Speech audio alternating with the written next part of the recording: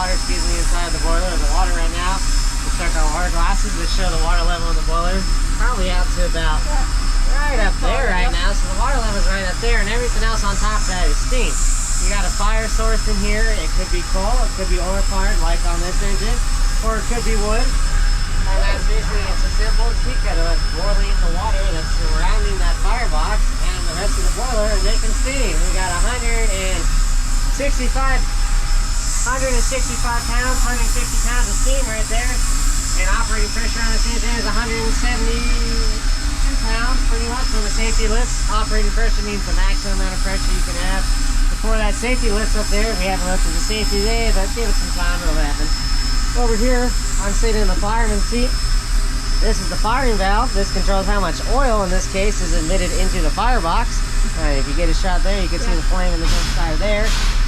Well, it's going right now, that's our air compressor. So the train brakes are powered by compressed air. So that maintains a certain amount of pressure in our tanks here and in the brake line to keep the brakes set, which they're set right now on this engine. The firing valve controls how much oil is added to the fire. The atomizer here controls how the spray of the, in this case, diesel fuel is atomized into the firebox. The atomizer is kind of like how it sounds. It basically breaks it up into small droplets, so it takes it up into atoms, kind of, in a way. And that is easier to burn, of course. It's faster to ignite than a big glob of oil. And since you have a continuous flame in there already, as that spray of mix of steam and diesel fuel and the little droplets hit the flame, it ignites and you have a continuous ball of fire in there. It's kind of like a continuous flamethrower, actually. That's your heat source. The blower here is our artificial draft, so you always want a good, not too much, not too little oxygen coming in. We actually have a damper below the firebox underneath the cab deck here, and that's constantly sucking clean air, clean oxygen in because of this blower right now, because there's a little steam line inside of the smoke box at the very front of the engine, and that steam line, as it jets out into the smoke box, it creates the draft, and it drafts through the lower damper, the firebox, through the flues inside it, in the middle of the boiler out to the smoke box, and then you have your draft. You're constantly sucking in fresh air into there, so you constantly have oxygen. You need three things for fire. You need heat, fuel, and oxygen, right, for the fire. So we have all three. And you always have to have a good balance in there to have the perfect fire, what you want.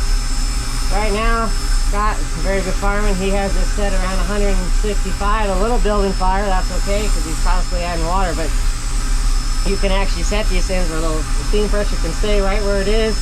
You'll make as much steam here on the heat source as you're using on all your appliances here, and you can have it kind of sit there. You can have the heat gun kind of sit there. And that's kind of what the fireman does. He constantly adds water, looks at his water glass, works on the firing valve, controls the fire, and he adds water to the boiler through here. These are monitor injectors. There's 3 valves on these guns. Basically, this adds water through our delivery pipe into the front of the boiler over there. From the tender, it's connected to there. So when you're ready to add more water in the glass, you just add some more water.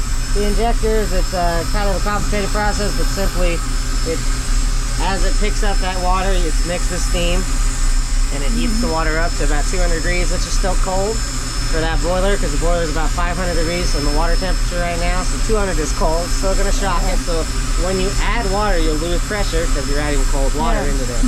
But in a nutshell, what the steam does inside of that injector is it compresses it so it's at a higher pressure than what's inside of the boiler, and because of the atmosphere, the pressure that is generated by that gun is higher than the pressure that's inside the boiler. It's sucked into the boiler. It's not ran to the boiler, it's sucked into the boiler like that, so you're constantly, so it sucks it in when you want to add the water, and that's pretty much the 3 things the fireman does. Watches the water, watches the fire, tends to it, and adds water in here. Over on the engineer side, basically, it's like a diesel too. It's on the engineer side, you just make it go. So this is a throttle. This adds steam to the cylinders, which makes it go. This is the Johnson bar here. This controls direction and also how much steam is emitted into the cylinders at any given point in time. It's called cutoff. So if you're all the way forward, you're emitting the max amount of steam into the cylinders, max amount of pressure into there, so you get the max amount of driving force, max amount of tractive effort. As you come further and closer to the center, you're emitting less steam and you're using the expansion power of the steam to drive more and more, so it's more efficient. It's like putting your taking your foot off the gas in a car and still staying the same speed, but you're not using as much gas. Kind of that same efficiency. This is our independent air brake. I told you the air brakes are controlled by compressed air. Independent just for the locomotive and tender. This is our automatic brake. This controls air brakes on all the train cars if we have any hooked up, which we don't right now, but this controls all the air on the whole train. It also controls the locomotive brakes too, but this is just for the locomotive brake. On top, all this piping that you see, this is for all our appliances. We have a steam generated dynamo making electricity in here. We have the air compressor going. The two injectors on both sides need steam. The hydrostatic lubricator lubricates the air pump and the two cylinders here. We don't have a mechanical lubricator on this engine. That all needs steam, so all this pipe in here comes right out of the top of that boiler and gets steam to all our appliances to make them work. Everything is steam powered on this engine.